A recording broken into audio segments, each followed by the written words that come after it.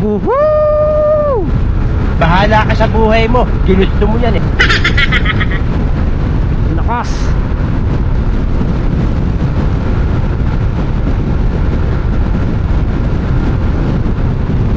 Tangina, una pa lang.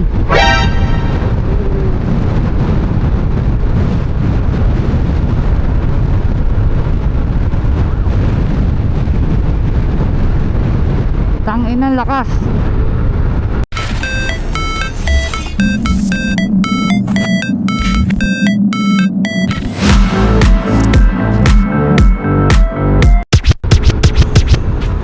Hello mga bossing, what is up? Ayun mga boss, papunta tayo ngayon sa Antipolo dun kay Boss Mel. Papagawa tayo ng ating flat seat.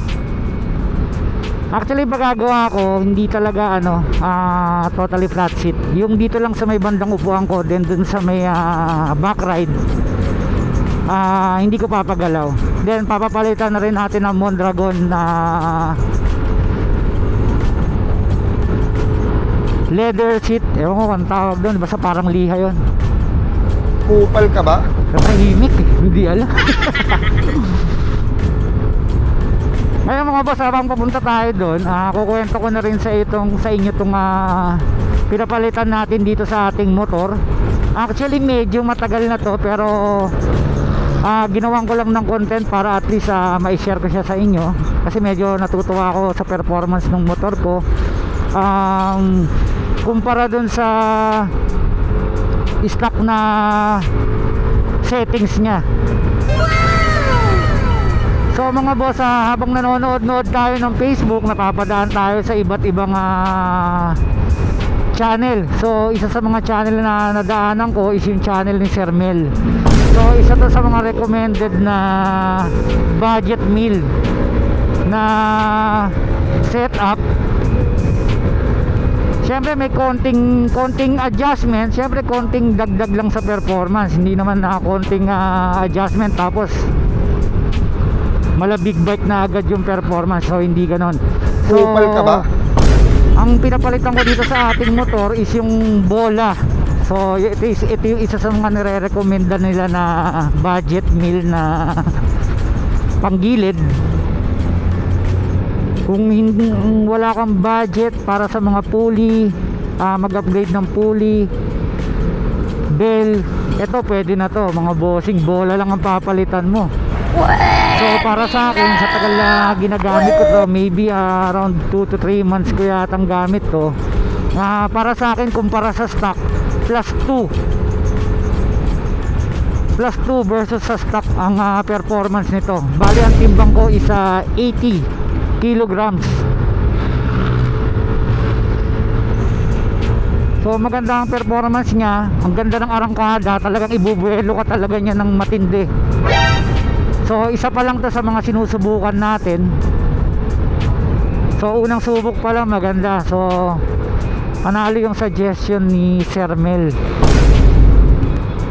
So ang combination nito mga bossing is 10-12. So ito mga bossing, pakita ko sa inyo nung pinalitan siya.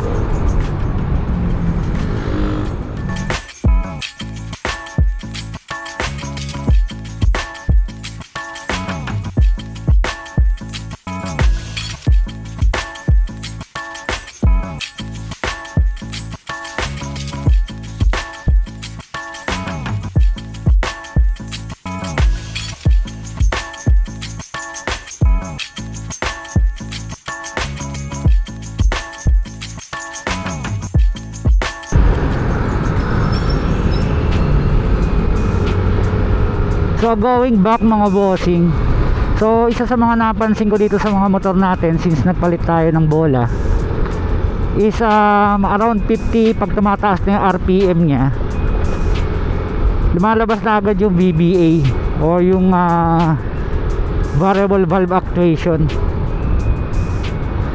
Kaya siguro isang rason kaya hindi ko alam kung malakas ba to sa gas or what. So since ginagamit ko, natural pa rin naman. Hindi ko nga lang siya ganun minomonitor talaga. Ine-enjoy ko lang.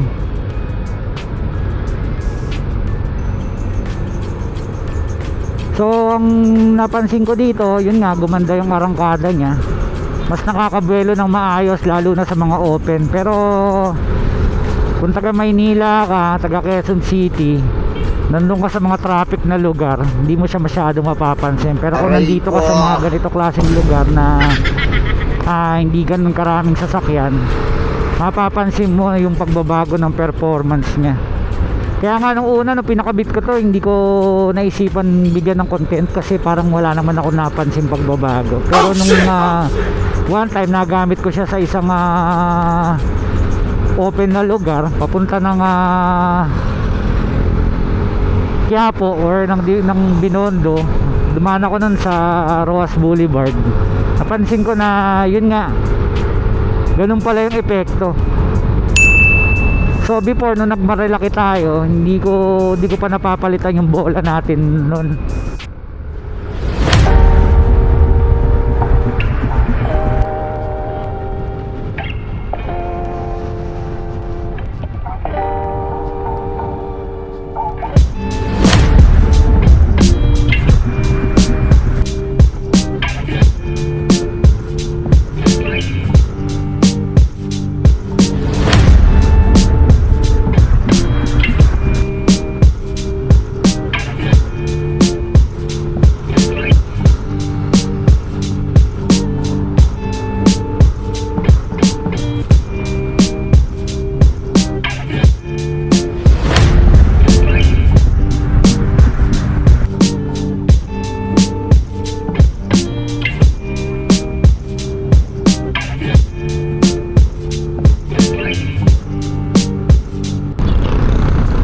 Galing.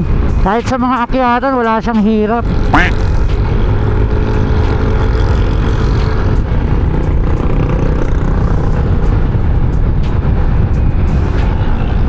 Isa pa mga bossing, sakto lang din sa akin yung upgrade na to. Hindi naman din kasi ako ganun kabilis magpatakbo ng motor. Hindi ako ganun ka-komportable. Pag sumasampa na siya ng 100, medyo umaalalay na rin ako. Kaya doon sa mga katulad ko na ganun lang ang limit nila, hindi sila ayaw nila masyado pero gusto nila ng kahit pa paano konting performance, pwede na sa inyo itong upgrade na to. Combination ng 10-12 na bola. So dun sa mga hindi pa nakaka-subscribe dito sa ating channel, pwede kayo mag-subscribe kung gusto niyo ng mga ganitong klaseng video. So after nitong upgrade na to, sa susunod na magpalinis tayo ng panggilid natin, isusunod natin yung recommended na yun ni Sir Mel. So dito sa channel natin, hindi naman tayo totally talaga gumagawa ng mga invention ng panggilid or kung ano mong performance ng motor. Sumusubok lang tayo. So kumbaga parang isa lang tayo sa magpapatunay na yung ganong setup is maganda. Minsan kasi syempre pagka sa social media, kapag yung mga nagre-recommenda ng mga setup, minsan kasi sa totoo lang, minsan magdududa ka eh. Kasi syempre yung karamihan sa kanila seller, nagbebenta. Aray ko. So syempre pag nagbebenta ka, sasabihin mo talaga lahat ng magaganda. Pero yung mga hindi magaganda, yun ang lilimita mo sabihin. Kasi syempre hindi ka makakabenta kapag sinabi mo yung negative na resulta. Hindi naman lahat, pero mostly ganun.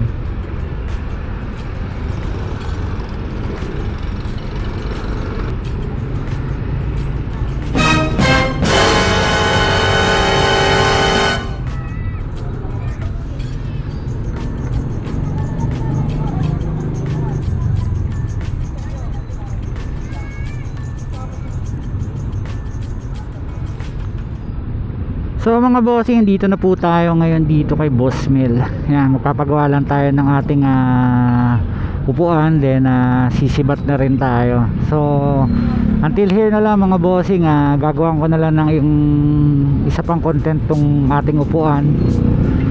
Kung ano itsura. So until here na lang mga bossing, salamat po sa pagsama. Ingat po tayo lahat sa biyahe, ride safe po.